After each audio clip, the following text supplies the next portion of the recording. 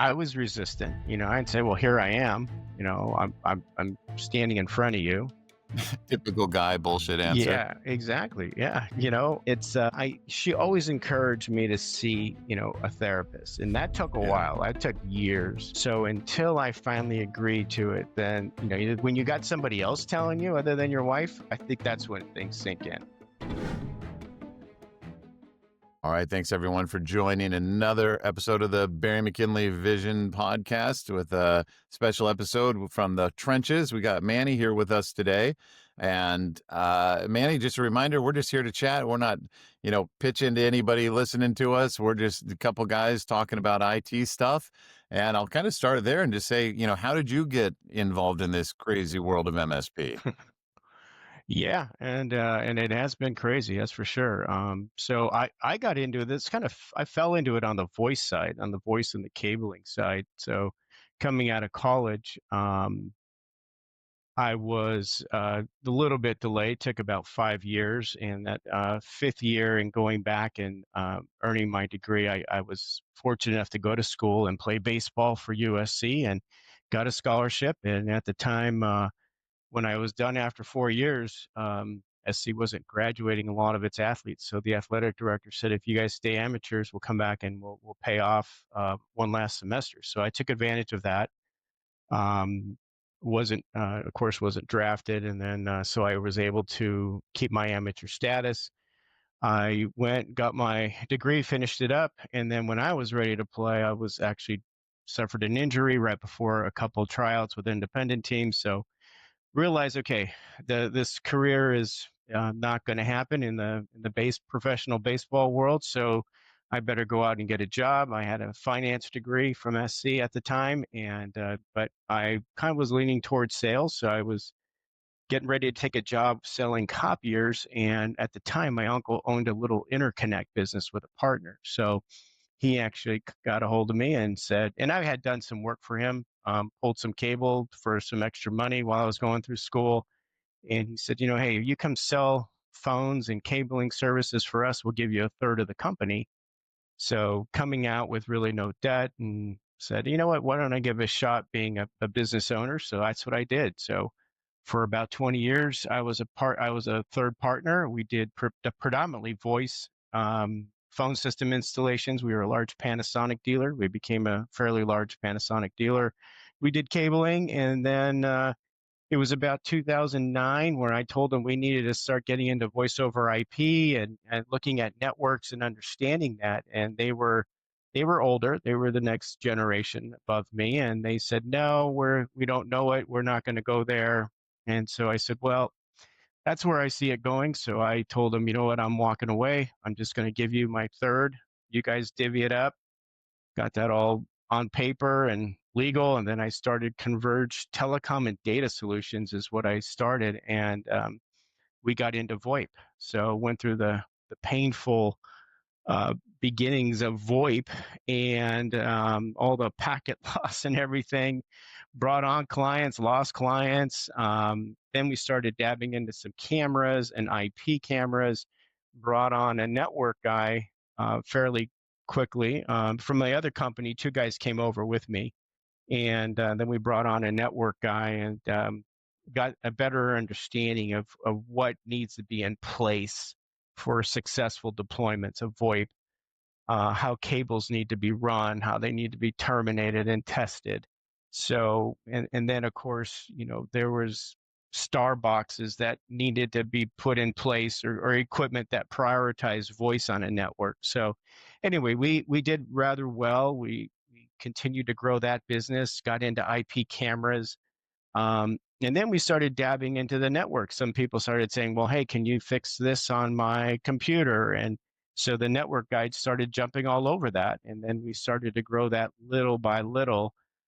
So now we're in 2010 going into 2014. Another big plus was we became members of an organization actually called TAG, Technology Assurance Group, out of San Diego. So I was asked to be a member, and after looking at what they did, I actually said, this is good. This will help provide us some guidance from a company that vets all of the different vendors that you need in IT and voice.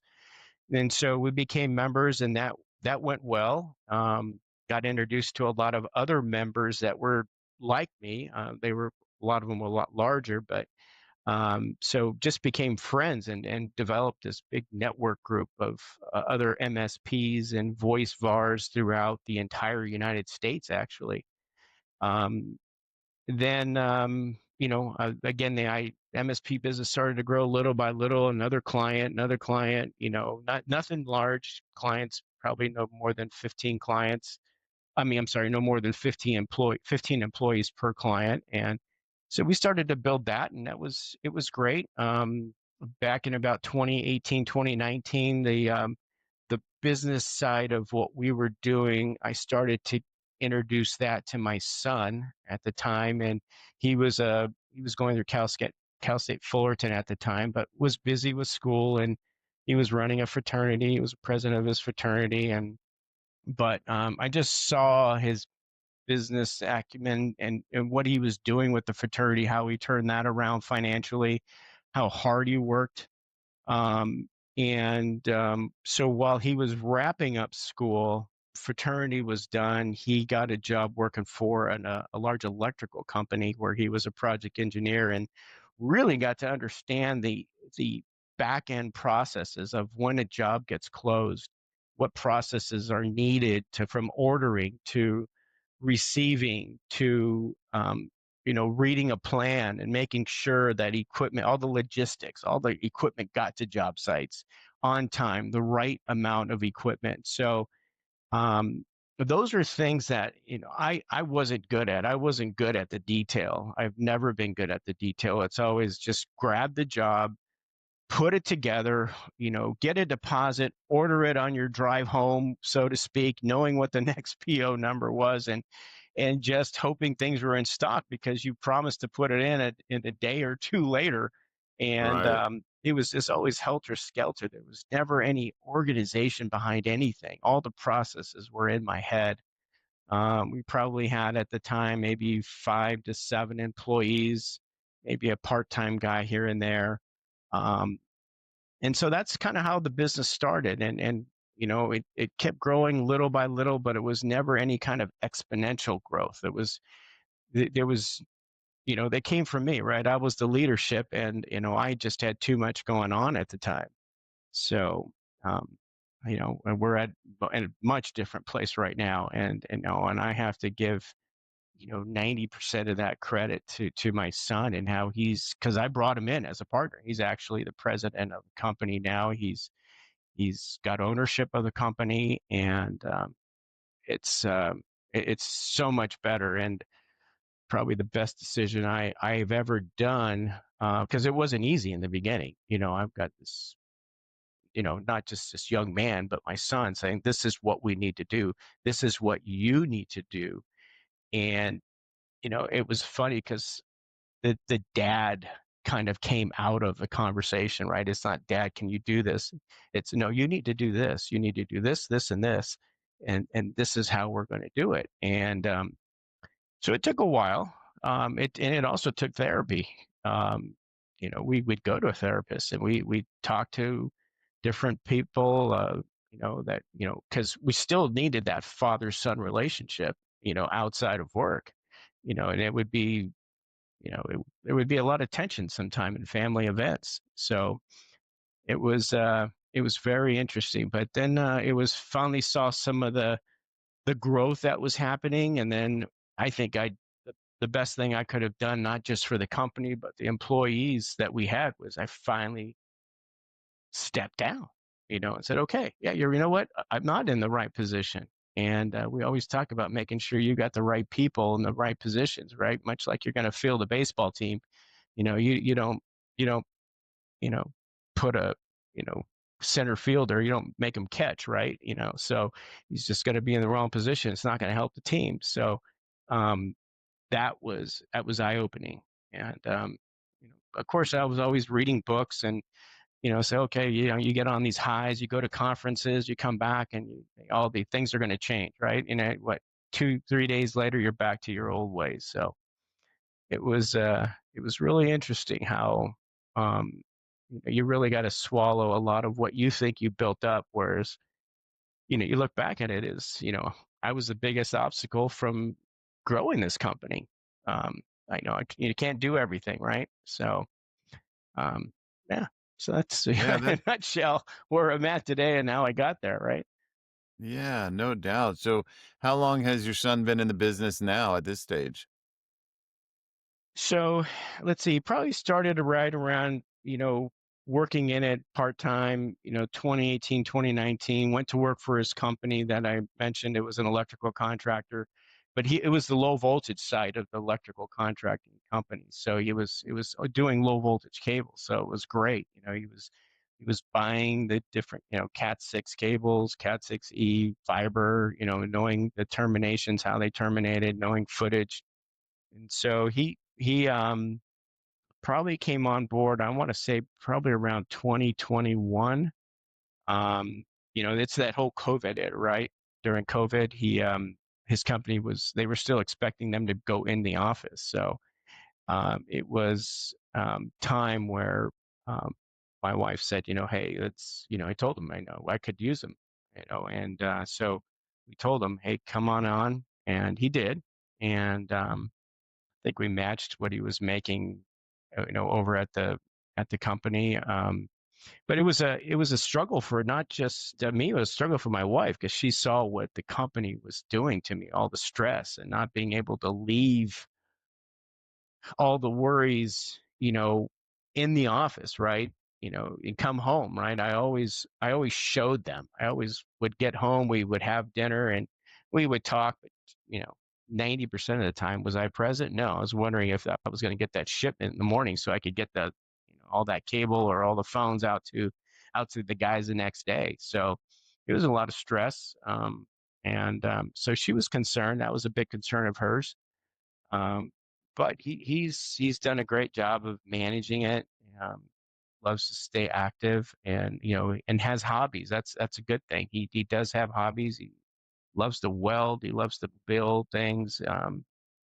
Revamped a 1997 Ford F-250 diesel truck. I mean, just completely redid it from brakes to wiring to everything. And you know, just YouTubes things and gets it done. He's got a good friend that he also can rely on to help if needed. So yeah, but yeah. So I would have to say, true full time back in probably 2022. He was pretty much running the company. Gave him ownership probably about 2 years ago, and so he now has ownership in the company. So yeah, That's pretty awesome. I yeah, think it's somewhere in the back of any father's mind who owns a business, it's what would it be like to have my children come and join the company? And, happens a lot. I think it's all, whether the kid does join the business or not is no reflection of, dad or the family or anything. But you guys,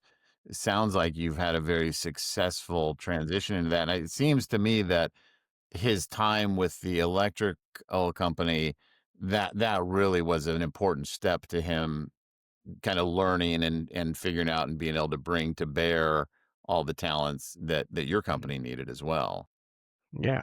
The processes are just is what a company needs. Because if something doesn't happen, okay, well, where did it break down? At what stage in the process did something go wrong, and why did it go wrong? So that's what he was able to bring. And then the vision, his vision on where this company is going to go is just incredible. And we're getting there. We do have some help.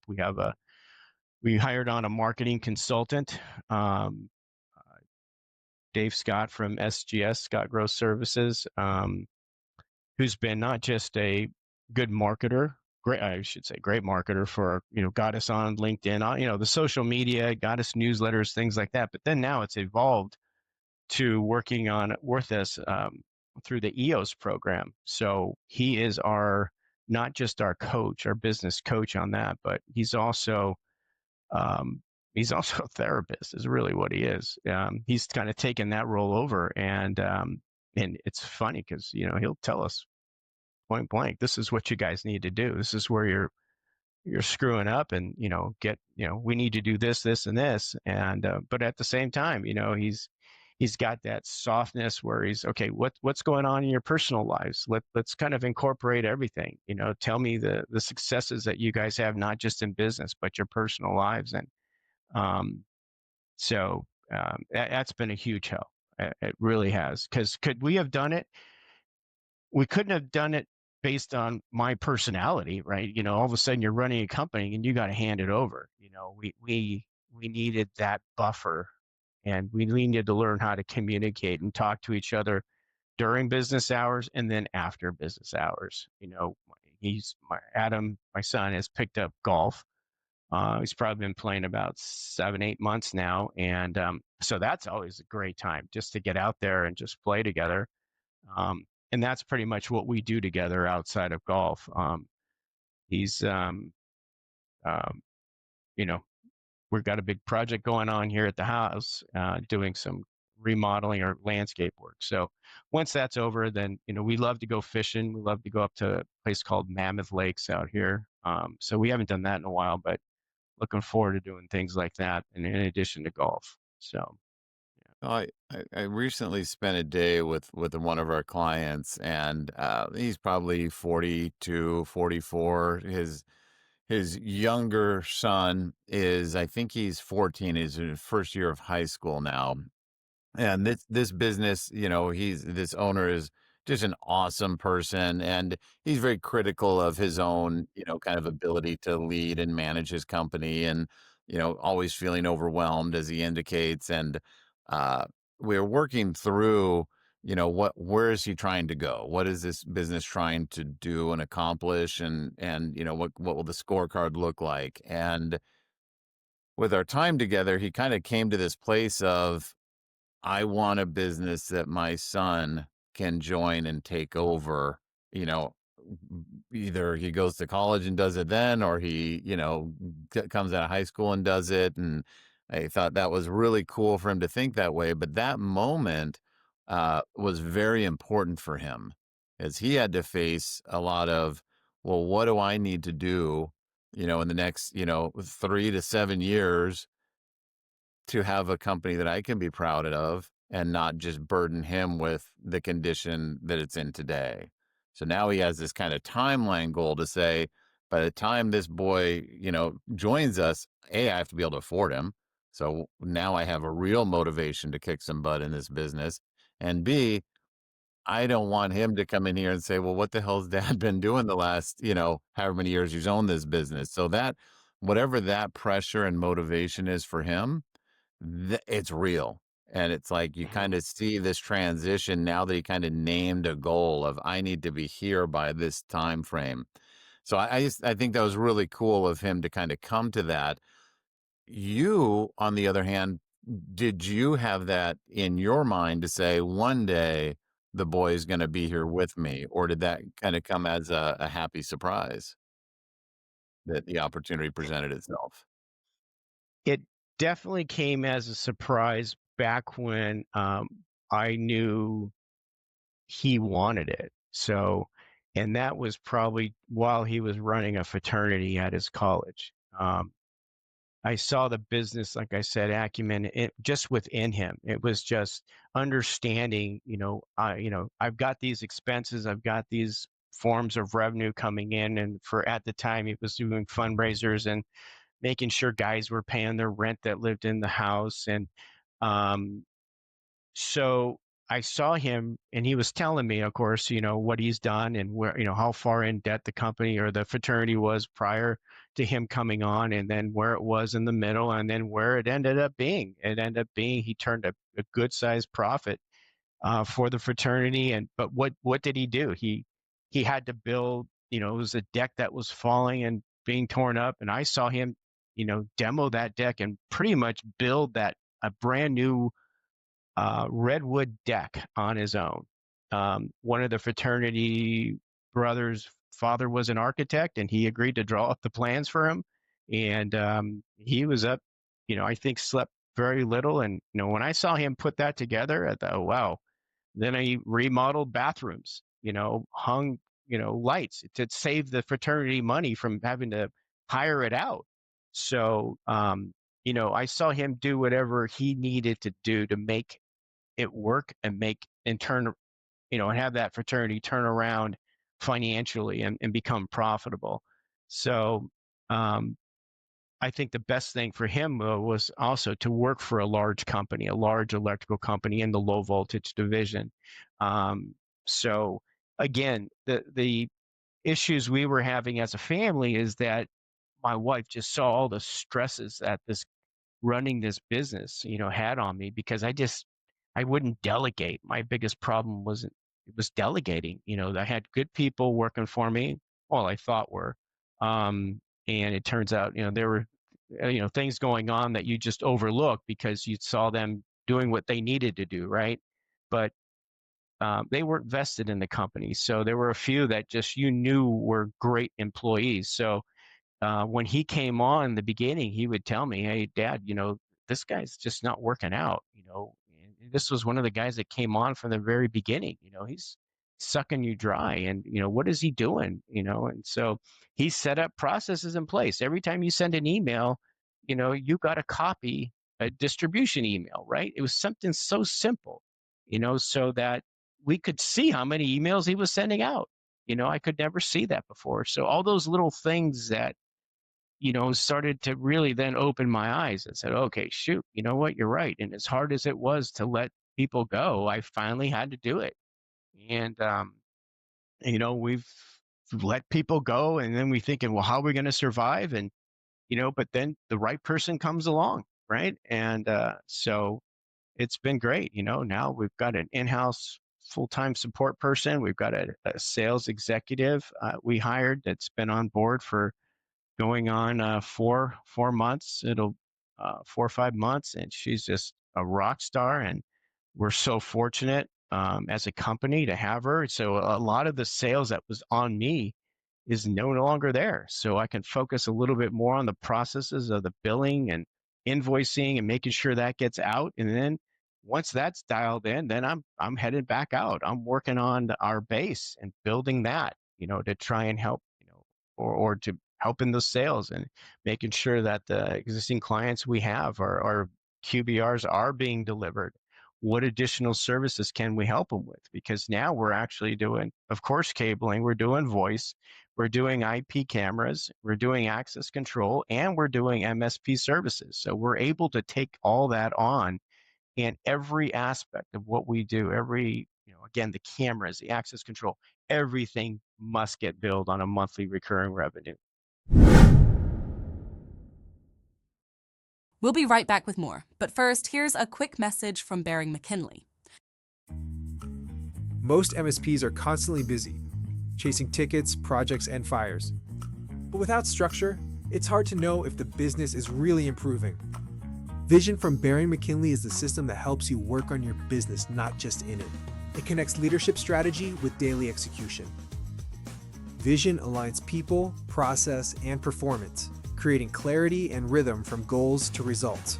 And the Vision app brings that structure to life, helping you create policies, track goals, review KPIs, and collaborate with your BMK consultant all in one place. Behind it all, Jetson AI, your assistant inside Vision, helps you find answers, generate insights, and take action faster. With Vision, you gain visibility, accountability, and measurable growth. You're not guessing, you're improving. Vision, Jetson, and the Vision app, your path from strategy to results. Start transforming your business today.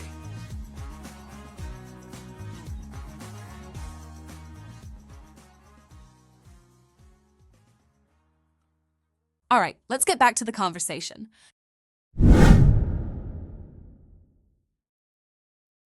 Yeah, that's not right.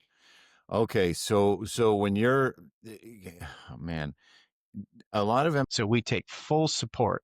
And if you want us to put that in, if you want us to put in, let's just say a 10-door access control system, maybe 10 cameras, well, you're paying us to actually manage that on a month-to-month basis.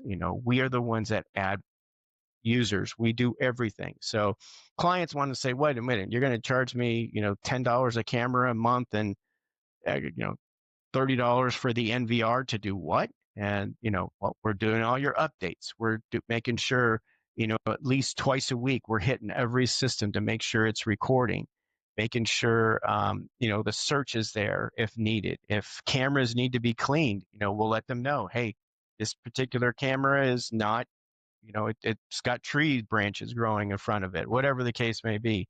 So, maybe you can get somebody to cut these and if, maybe twice a year we'll go out and make sure we clean the cameras and make sure that the racks and everything are nice, dust free. And so it's all those things is what Adam put in place. And so yeah, it's going really well, and we can see that recurring revenue continue to increase every month, and that's of course your goal is to cover your nut right with that recurring revenue, and we're well So on our way to get there. that's awesome. And so you mentioned your wife kind of recognizing the stress you were under. Uh, so I guess I could, fairly presume you did not wear that stress as gracefully as as you would maybe hope. It was no surprise to her that you were in a lot of stress. What did that look like? Was it health conditions? Was it short tempered? What was Wow. what did that stress look like? If you want, I think Yeah. this is really Yeah. important. I think people benefit from hearing other people's stories, but we don't have to go there if you don't want to. Yeah, no, I mean, it's, in full transparency, what it was is that I wasn't present. I was, we didn't take vacations. We didn't, you know, every now and then maybe go away for a 3-day weekend. We didn't take big trips to Europe. We didn't do things with, I also have an older daughter. So I have two kids, and I think maybe when they were in high school, one trip to Hawaii, which is something I think I bid or we won on a donation, right? You get tickets, and so nothing ever. I didn't, as the leader of the family, take on the planning of the extracurricular activities. Now, granted, the kids were always busy with sports. My daughter was a dancer, ran different nonprofit clubs at her high school. um, Adam played sports throughout high school. He was in football first couple of years. He wrestled. He was a pole vaulter for track. So and so we come home, and I was always present at those. I mean, I love sports, and when your kids are playing, right, that the last thing I was going to do was miss a game or miss a meet, whatever, miss a dance recital. So I think I always kind of just fell back on, well, being self-employed allows me to do that because I can control my schedule. And but then when we would get home, then it's back to, okay, where's your mind, right? It's always thinking about work. And so how she saw the stress in me was just, I wasn't present. That's the bottom line. She could tell me, 2 or 3 things going on with the family or with her work and what she was doing, and I don't think I could recite what those were, maybe an hour later. Um, and it was probably easy to see. I'm sure it was easy to see for her. She'd keep telling me, and then you're not exercising, and then your health, all of a sudden you got back pain. I mean, all those other things that come along with it. Your weight gain, and so it's yeah, that's how I So presented when it. when when when a partner like your spouse is telling you you're not present, or that's that's not always easy to hear. Sometimes it's Hmm. impossible to hear. And then, when they're saying that, they may not be in their best delivery mode of that. That could, Hmm. sound more, stressed and not so pleasant. When you would hear her say this, there was the first time you heard it and there was the 100th time you heard it. Were you resisting that, or were you able to kind of say, "Hey, you're right. I need to do something different"? Like, what was your, most frequent internal dialogue when you would hear that? Yeah, I was resistant. I'd say, well, here I am. I'm standing in front of you. Typical guy bullshit answer. Yeah, exactly. Yeah. It's she always encouraged me to see, a therapist, and that took a Yeah, while. That took years. Um, yeah.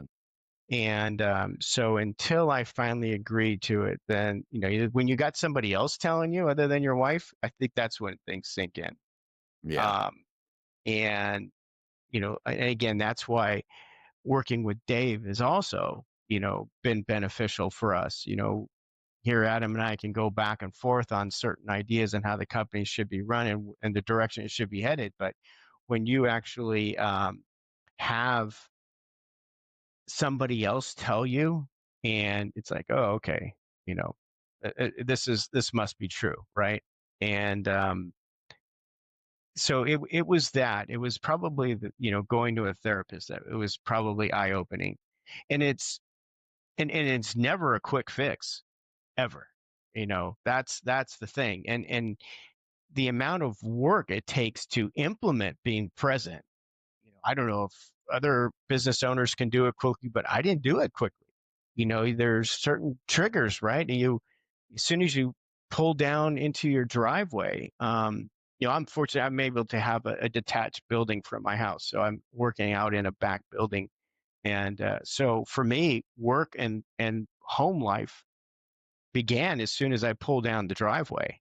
And so I had to try and say, okay, well, when I leave this office, this detached building, and walk to the house, where's the line that says, okay, this is now I need to be home and I need to be husband, I need to be father, and let work go. And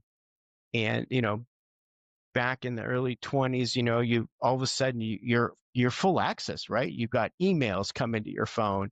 You even got the after hours calls that come through. If it's somebody, you can program, okay, I got a new client, let me program their phone number. If they call, it doesn't matter if it's up to midnight, right? It's going to ring through.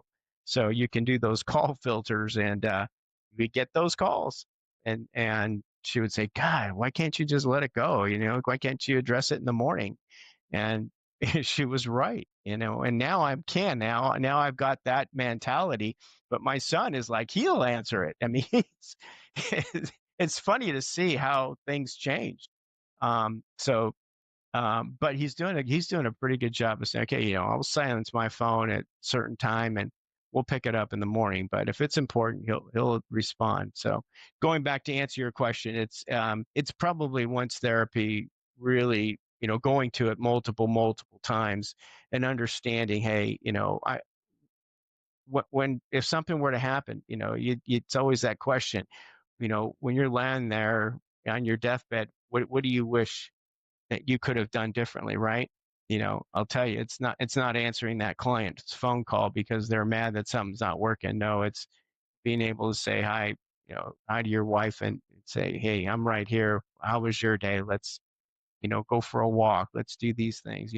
That's, you don't want those regrets. So We get that really privileged position at Barry McKinley to talk to, hundreds of MSP owners or business owners every year. And so you hear lots of versions of how well people do with that work-life balance, being present at home. And, you hear those stories enough, and you kind of, maybe like your therapist in a way, or Dave, you kind of know who's still kidding themselves and who's really got it figured out, and I think mhm. that's that insightfulness that you had to show to say, hey, I may not understand what she's saying, I may want to resist that uh for however long you did, to kind of finally say, well, maybe there's something here, and taking that step. Because I think there's, I can, I'm always playing this movie in my head of different faces and voices of owners I've worked with, and there's a number of them where it's like, now you think you've got this figured out, but you're not. But what gets more interesting is the root cause. So in your case, even having been in business for many years, there was something that said, I have to take that call. And it sounds like maybe you could have had an amazing team, and you still would kind of wear all that ownership of it, when really that team maybe could have done it for you. So you've got that dual thing. Do we have the personality that says, I have to do everything or else it's going to break, I can't trust anyone? or do I have you know, my team just kind of sucks at that type of accountability, so I have to take it. Neither one is good. Do you think there were periods in your ownership where the team you had could have taken some of that off of your plate? You just weren't ready to? Or do you think you just had a subpar team that maybe never could have taken that accountability that you felt you needed to wear? Yeah, I would have to say my biggest downfall was delegating. Yeah. Absolutely. I know I had the team in place that say, okay, hey, for this week, you're on calls between, it's only what, 5 to 10 p.m. maybe max. And then alter that. This is part of your job description. Everyone at the time was salaried. There weren't any hourly employees that we had, so they were making good money. And I just thought, okay, well, what I expect of you guys is to show up. I need these jobs done, right? And they were great at that. They'd show up. They would always exceed what the customer wanted, but I didn't delegate some of the back end operational things that needed to, and it probably would have saved me a lot of stress, like, make the company less stressful, and then maybe giving me time to really work on the company, right? And rather than in it. And another book that was great, I think it was a book by Dan Martell, Buy Back Your Time. I heard that, the audio book of it, and also got that book and gave it to my son. And they went on a trip. He and his fiance went on a weekend away, and I my son's not a reader. He just goes. So Yeah, I yeah. paid her. I said, you know what? I'll give you $100. I think it was, you read this book to him this weekend. I give you Yeah. $100. And Nice. she did. And he came back and he was a changed person. And Wow. we started putting this plan together. Okay, we need this type of employee. We need this type of employee. These things need to be taken off our plate so we can do this, and this, and really help grow this company. So yeah, Well, that's you mentioned, one of your, flaws or mistakes was in delegation. I'm curious about what your malfunction was. What was your malfunction and why the outcome was, I'm not great at delegating? What was it that prevented you from being a delegator? so as a business owner, I one personal characteristic of me is I'm a people pleaser. And I wanted to take on everything so people could, or especially my team could say, oh, I love working for Convergent Networks, and I'm not going anywhere. I'm going to do everything I can. So what am I going to do? I'm going to take on as much as I can so that you could be happy and just do your job, rather than really helping them grow in their job, not just being, part of the ordering, being part of the receiving of equipment, making sure equipment's out there rather than me take it on. Here, guys, let's just go. All the equipment's going to be there. That's my job. I'm going to make sure this is done for you. And by the way, if I'm in the area, I'm going to stop and buy you lunch. I'm going to do all these things, because I want you to be happy, and that just wasn't realistic. And I carried that on into my personal life too.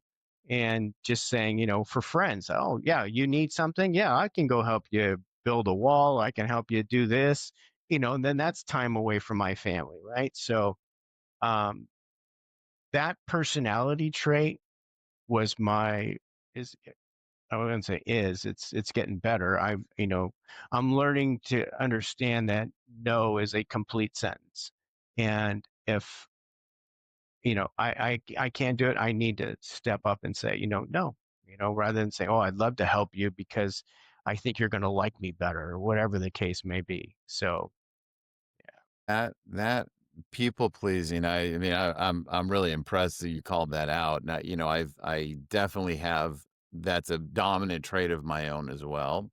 And the first time I heard it or thought about it was probably 6, 7 years ago. And I thought, well, that's not a bad trait. That sounds pretty good. I'm a people pleaser. Like, I didn't see it as negatively as it actually is. I mean, it's borderline toxic. And what mhm. I've found in my own world is that trait doesn't serve anyone but me, and it doesn't even serve me. It just creates so much confusion and chaos. The boundaries aren't clear with people. I'm, trying to tell two opposing viewpoints yes, you just kind of think that, oh yeah, I'll tell you yes and I'll tell you yes. Oh, but those are no longer congruent. So man, I can really relate to that, and just how awful that trait really is. So it sounds like you're well on your way of kind of remediating that trait. But I'm Yeah. always curious, and I'm no psychologist, but it's I have read a little bit, but that people pleasing trait, boy, that the stories of how people develop that trait are not fun stories. And kind of understanding the origin of how you come to that is not a fun journey. I certainly can recognize how I developed that trait and why I developed that trait, and it's not a fun thing to think about. So good for you for tackling it. That's awesome. Yeah. That's awesome. And Yeah. you probably provided a very healthy uh, environment for your children, that they would not take on that trait. And you see the clear benefit of your son just saying, "Hey, here's the objective facts of what we need to do." And some people will love it, and some people won't love it as much. But there's clarity. So I think that's awesome that Yeah. he's showing that Right. leadership so early. Yeah. Yeah. Yeah. Good And me stuff. too. And he has a little bit of it in him. I mean, Sure. he could be very tired on a weekend after working on his truck, and if somebody calls him, a buddy, you know, I would say I think he knows his boundaries. He's got a great fiance. They'll be married next year, in in August, and so I think she's that great balance. But he has a little bit of it. He wants to help his friends. I think he does it for a Sure. different reason than I did. I think I used to That's do it it. because I wanted to be liked, and Yes. he does it because, okay, yeah, you really need the help. I could help you, and so I Yeah, think he looks at it in a more healthy way than I did. that's right. There's a healthy generosity that we all should be, blessed with. But there's the healthy generosity of time and resources, and then there's the what motivates this for me, and maybe that isn't always so healthy. Well, this is really interesting. So let me ask you this, and we'll kind of start winding down here. I got a million questions about your sports background. You're obviously a very high level athlete at a very high level school. Um, did I just like literally, I think Sunday I heard the word red shirt or red shirt quarterback or whatever for some college team. And I was like, I've heard that phrase for years. I finally looked it up as to what it means. You clearly know what a red shirt means. Is that what got you that fifth year? Did you red shirt some way, or was there something the NCAA or the college was doing that allowed you to get that fifth year in? Well, redshirt is when you can take off a year to recover, usually from an injury. Now that with today's day and age, you can really not have an injury, right? And still get your red shirt eligibility. So, Yes. no, for us, for me, I didn't redshirt. So my fifth year I wasn't able to play. I was done playing my 4 years. The staying an amateur was the key in order for the university. That back at the time, our athletic director at SC was Mike McGee, and he's the one that offered to pay another full semester of just tuition. You didn't get room and You board. wanted to see It you guys was just your graduate. tuition. But yeah, yes. And so that's the program, and that's what I was able to take advantage of. So, and then, but I did have to do a job, but the job was great. It was working on the baseball field. And at the time, so I got to play for Coach Rod Dato for 3 years.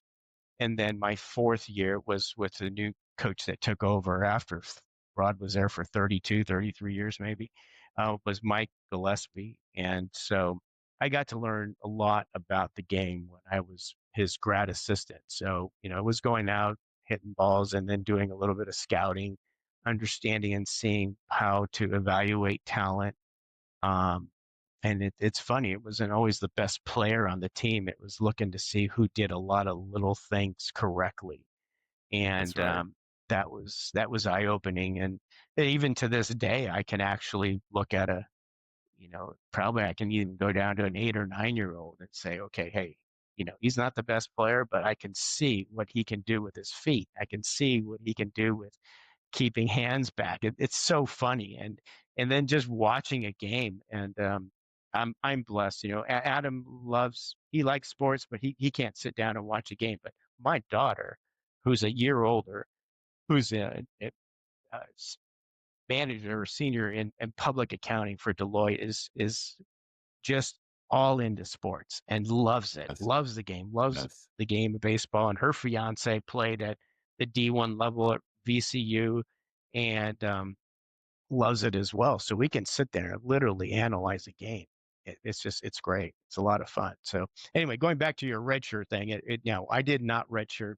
If I was able to redshirt, I would have been able to play my 5th year. I was Right. just able to stay an amateur, not sign a pro contract, and that's how they were able to pay my a 5th semester, or an additional semester, and get my degree. So, my son goes to college where you went, and he was there Caleb Williams' first year. And so he obviously saw, the lifestyle that he had as, a top tier athlete at a top tier school. And, you'd run into him here or there. And it was just like, this guy is leading the life of an already NFL player. Like, this is amazing with NIL and just with Mhm. the school really doing amazing things for these students. But then it got, kind of, we were talking about it, thinking about it, it's like, oh, I wonder if the tennis team gets that treatment, or the gymnastics team, or whatever it is. And it's like, clearly not. And we're kind of exploring the discrepancies, and it's really, well, football brings in the money, so gymnastics maybe doesn't.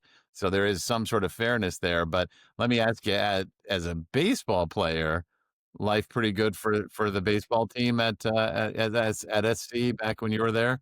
Did you guys get some of those luxurious perks, or what someone might perceive as luxurious perks? I would have to say no. I mean, we got our tuition paid. You got a stipend that you had to take that money and pay your rent. You had to pay your own food. Yeah.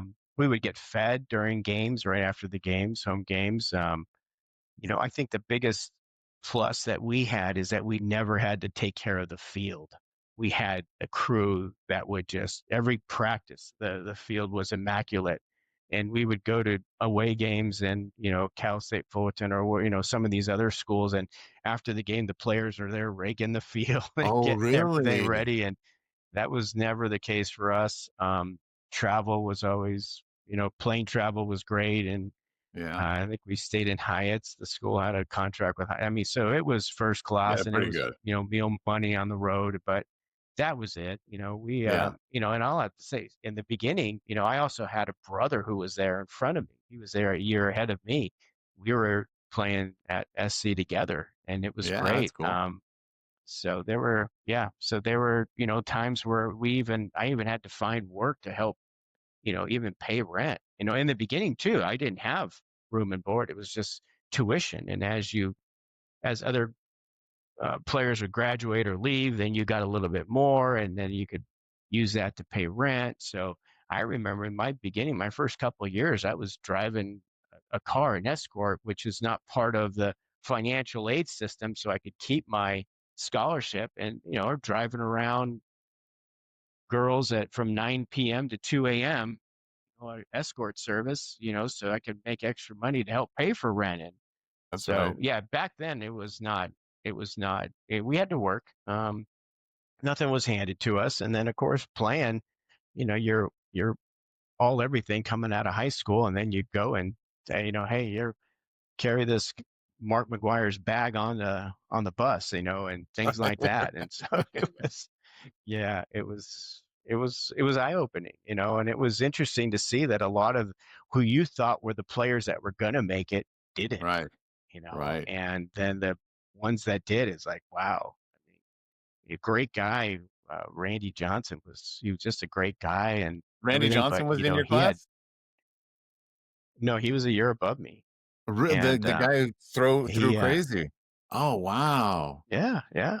Yeah. And then, he did well, but, he wasn't consistent. And then he goes off to Montreal, works with their pitching coach. He becomes an Hall of Famer, right?